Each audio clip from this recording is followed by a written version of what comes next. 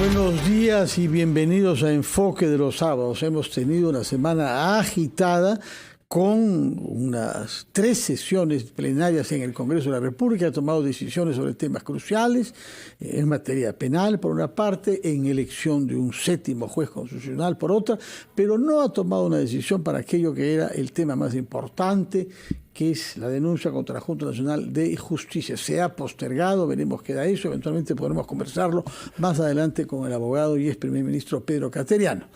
Pero lo que es importante decir es que todo lo que pasa en la esfera pública termina afectando el empleo en el Perú. Que haya o no estabilidad, que haya o no confianza en las instituciones, que haya o no inversión, se traduce inmediatamente en que haya o no empleo y, naturalmente, en el mejor de los casos, formal y bien pagado. Por eso hemos querido terminar esta semana invitando al ministro de Trabajo y Promoción del Empleo, doctor Daniel Maurate, al que saludo y agradezco por su presencia en RPP. Muy buenos días, señor ministro. Buenos días, Fernando. Un saludo también a todos los que están viendo y escuchando RPP. Para mí siempre un honor estar aquí contigo. Muchas gracias. Comencemos hablando de lo que es lo propio de su sector, por favor, porque las cifras son malas. Ha aumentado durante los últimos tiempos la tasa de la informalidad en el Perú. Informalidad quiere decir que no hay derechos sociales, que no hay seguridad social, que no se sabe lo que va a pasar mañana, que los seres humanos, más del 75% en nuestro país que están sometidos a esa situación laboral, no saben si van a poder llevarle de comer a sus hijos o no esa misma noche, y de facto sabemos que ha crecido la inseguridad alimentaria en el Perú. ¿Qué está haciendo su ministerio, señor Maurate, al cabo ya de un año de ejercicio de este gobierno, para reducir la tasa de informalidad y favorecer aquella creación de empleo, lo que supone naturalmente crear condiciones favorables para la inversión privada? Sí. Bueno, primero, ¿cómo encontramos el sector? Como usted recordará, yo estuve de ministro el año 2015, el 2016, en el mismo sector. Lamentablemente los indicadores se han deteriorado. O sea, teníamos en el año 2016 casi 70% de informalidad, 30% aproximadamente de formalidad.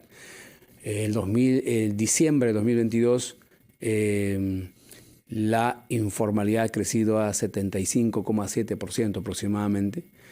Y la ineducación ocupacional, que es muy grave, nadie ve este aspecto de los jóvenes, ha crecido de 62 a 66%. Para que el público entienda qué significa esta ineducación ocupacional, quiere decir de que hoy día en el Perú, de cada 10 jóvenes que han estudiado una carrera en una universidad o un instituto, 7 están trabajando en algo diferente a lo que han estudiado. Y eso hace, por supuesto, un capital humano no tan productivo en nuestro país. Sin contar, Fernando, que al año se incorporan al mercado laboral 340.000 jóvenes que no estudian nada. De los que terminan el colegio, el año 2022 han terminado más o menos 460.000 jóvenes, ¿no?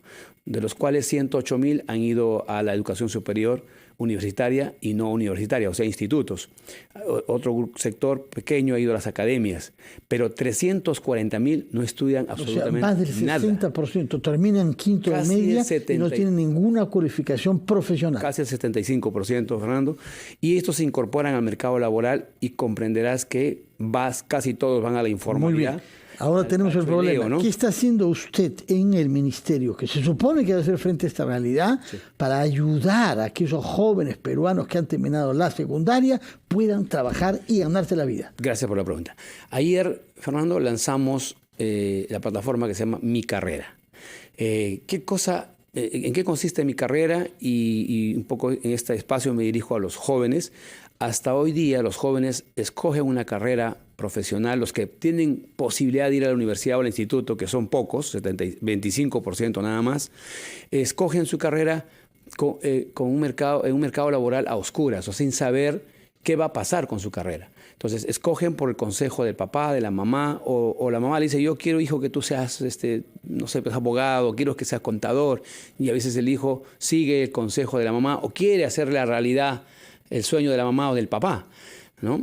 O el profesor, o el amigo, o simplemente alguien le contó de una carrera e ingresa. Y hasta hoy día se han equivocado, el 70% se han equivocado. Y han estudiado una carrera que no tiene demanda o que no tiene retorno. ¿Qué significa demanda? Significa que no tiene espacio laboral, y retorno, que no paga bien. Más gastan estudiando que cuando termina la carrera el mercado laboral no les va a pagar o se van todos a la informalidad. Entonces, esta plataforma lo que hace, Fernando, es iluminar el mercado laboral. Es decir, en esta plataforma un joven, por ejemplo, va a decir: yo quiero estudiar contabilidad. Va a entrar a la plataforma y decir cuánto paga el mercado laboral en contabilidad. ¿Cómo hemos construido esta cifra? En base a la planilla. Nosotros tenemos la planilla donde están el registro de todos los que están en la formalidad, con beneficios laborales, con vacaciones y con todos los derechos laborales. Y también tenemos los sueldos de todas las profesiones, de todas las carreras. Y también hemos incorporado datos de qué universidad y de qué instituto son, ¿no? Y cuándo han egresado. De manera que con esa data hemos construido esta información para que los jóvenes vean qué carrera paga bien, qué carrera no paga, qué universidad coloca a jóvenes en el mercado laboral formal y qué universidad a todas los manda a la informalidad, y qué instituto forma carreras técnicas que pagan más que las profesionales. Porque hay carreras, por ejemplo, contabilidad, que el sueldo promedio es más o menos 2.400.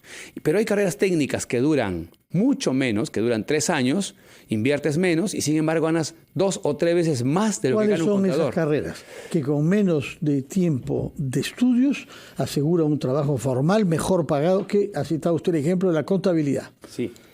Aquí tengo el dato, Fernando. Está en la plataforma, acá está en la plataforma Mi Carrera, pero los chicos pueden entrar directamente, cualquiera, chicos y los adultos grandes podemos también mirar para ver cuál es el rendimiento de las universidades. Ayer lanzamos la plataforma y ahora mismo podrían entrar a la plataforma micarrera.trabajo.gov y aquí está, y van a encontrar, por ejemplo, van a encontrar las carreras universitarias mejor pagadas. ¿Cuáles son las carreras universitarias mejor pagadas? Medicina. Medicina puedes ganar... Es más años que contabilidad. Exacto. Estamos hablando de universitarias. Sí. Puedes ganar hasta 9.175 y un promedio de 6.745. Hay que aclarar que hay médicos que ganan, por supuesto, 15, 20, 30.000 soles. Lo que pasa es que ellos ya lo sacamos. Al 10% más alto lo sacamos para que no distorsione el promedio. Por ejemplo, carreras técnicas. Hemos dicho que contabilidad, el sueldo promedio más o menos 2.400. Miren ustedes las carreras técnicas que pagan más. Técnico en minería puede ganar hasta 10.000 soles. Un técnico en un instituto. En promedio, aproximadamente 5.600. En promedio. Que es más de 2 veces que mucho contabilidad. Más. Sí. Entonces, un técnico industrial puede ganar en promedio 3.739 y hasta 8.000 soles. Estudiando 3 años. Son carreras que se estudian en hidrografía y no en universidades. No hay en institutos. Bueno, tenemos ese dato, señor ministro. Vamos a hacer una pausa y retomamos para que nos hable sobre otros programas que ha lanzado usted como Jóvenes Productivos. Exacto. Queremos saber qué cosas es exactamente. Sabemos que usted participó el martes en una amplia sesión del Acuerdo Nacional dedicada a este tema e hizo las explicaciones. Quisiera que las haga aquí ahora ante el público de RPP y podremos conversar después de otros aspectos como el sueldo mínimo vital que se ha discutido y la relación con el Consejo Nacional del Trabajo, si es que sesiona o no, quisiera que nos lo diga y quizás tengamos tiempo para hablar algo sobre política, porque usted es un ministro de ese título, responsable político como sus colegas del gabinete. Hacemos una pausa y retomamos nuestra conversación con el ministro de Trabajo y Promoción del Empleo, Daniel Maurate.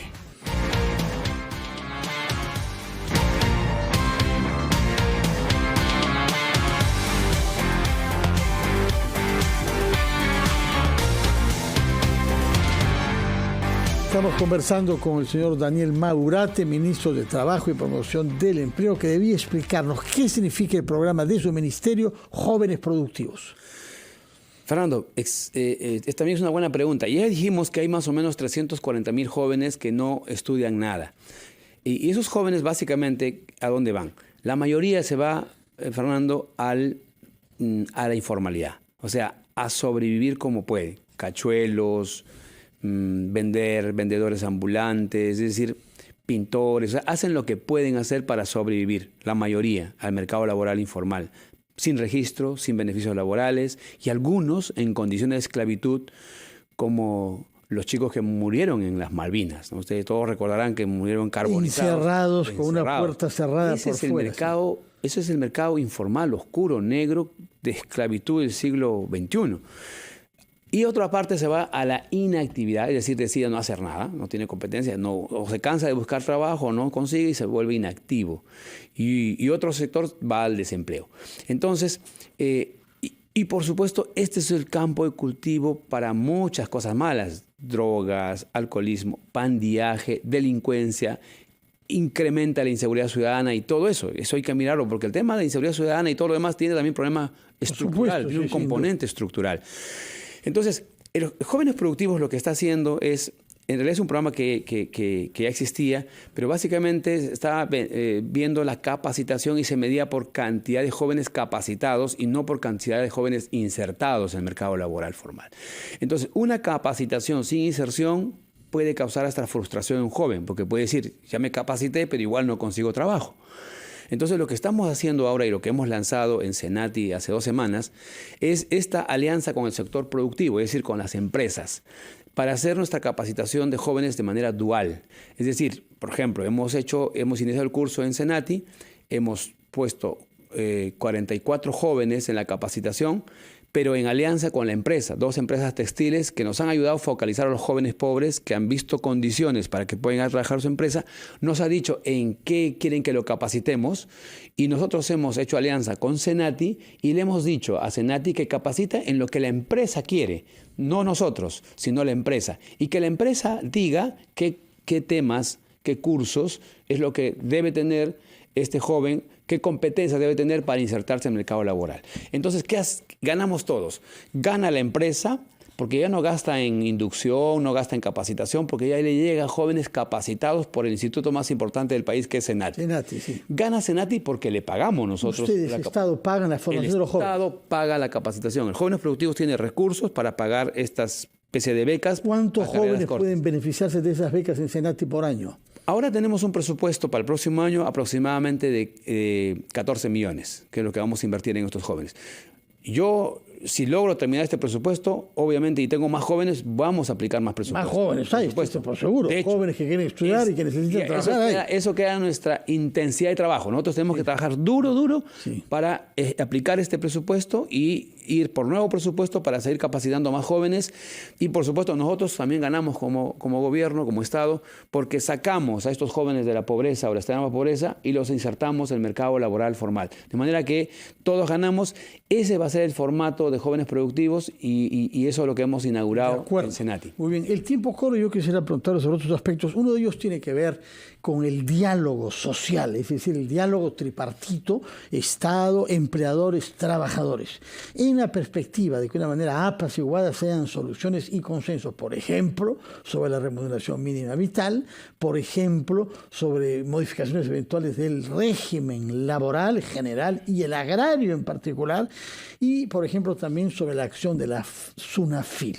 ¿Qué nos dice, por favor, sobre el diálogo social tripartito? Muy importante el diálogo social. Yo estoy haciendo ahora mucho esfuerzo para lograr instalar el Consejo Nacional de Trabajo, pero que esta instalación sea permanente y duradera. Lo que ha pasado es que tanto trabajadores como empleadores han perdido confianza en la institución porque incluso me han señalado que se han sentido hasta utilizados para la foto, para decir que sí hay diálogo social, cuando en realidad no estaban dadas las condiciones para hacer un escenario de diálogo permanente. Creo que ahí estamos logrando unos consensos. Por ejemplo, hemos logrado consensos entre empleadores y trabajadores de que el Consejo Nacional de Trabajo no solo tiene que servir para discutir temas regulatorios, que es importante, por supuesto, sino que el Consejo Nacional de Trabajo tiene que ser un escenario donde se discuta también temas de informalidad, temas de productividad. El capital humano en el país es muy poco productivo. Entonces tenemos que hacer cómo trabajamos en la productividad, porque, Fernando, hay una coincidencia de trabajo intenso en capacitación con formalización. Cuando uno mira a los países en América Latina, vas a encontrar que los países más formales, Chile, por ejemplo, que tiene 30% de informalidad y 70% de formalidad, o Costa Rica, que tiene 60% de formalidad y 40% de informalidad. El doble que nosotros en ambos países, casos, ¿no? exactamente al revés que nosotros. Sí. Ambos países tienen una fuerte articulación en la capacitación de los trabajadores que están ya en planilla y de los nuevos que se incorporan a la formalización. En el caso de Chile, tienen una especie de AFP, pero AFP, en el caso de AFP es para pensiones, esta es una especie de AFP para capacitación. Maneja un fondo grande, importante, para capacitación de los trabajadores, y ellos manejan eso y hacen que las ofertas formativas compitan y desarrollen. En el caso de Costa Rica tienen el INA, que se llama el Instituto Nacional de Aprendizaje. En el caso nuestro no tenemos una articulación grande. Tenemos varios institutos que cada uno va por su lado y muchas veces de espalda. ¿Y se compromete usted a conseguir que cuanto antes, allanadas las reticencias, pueda sesionar el Consejo Nacional del Trabajo? Sí. ¿Cuándo podría ser? Yo creo que enero debemos tener... Bueno. Yo les he pedido que vamos a hacer la primera sesión del Consejo Nacional del Trabajo sin prensa, sin anuncio. Pero nos dirán, después. Enero queda invitado para que nos diga si hay avances o no. Permítame usar los pocos instantes que nos quedan para hablar sobre política. Saber qué orientación general cree usted que va a adoptar el gobierno este año, vistas las dificultades y las incertidumbres que ha tenido.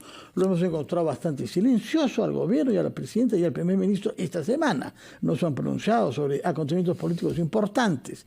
Y se atribuye a usted ser del gabinete la persona que conoce a Dina Boluarte desde hace más tiempo, porque creo que han coincidido en la Universidad de Villarreal cuando usted seguía la maestría en esa universidad pública, ¿no? ¿Es verdad o no? Sí, efectivamente. Yo estudiaba una maestría en la Universidad de Villarreal y ella era en ese tiempo coordinadora académica, era empleada de la universidad, es decir, nos conocemos de muchísimos años con la presidenta. ¿Maestría en qué disciplina? Yo hice 2 maestrías en Villarreal. Una hice en Derecho Constitucional y otra en Gestión de Gobiernos Locales y Descentralización. Y la señora Boluarte en esa época coordinaba ambas maestrías. Ella era empleada de la universidad y trabajaba para la Universidad Federico Villarreal en ese tiempo.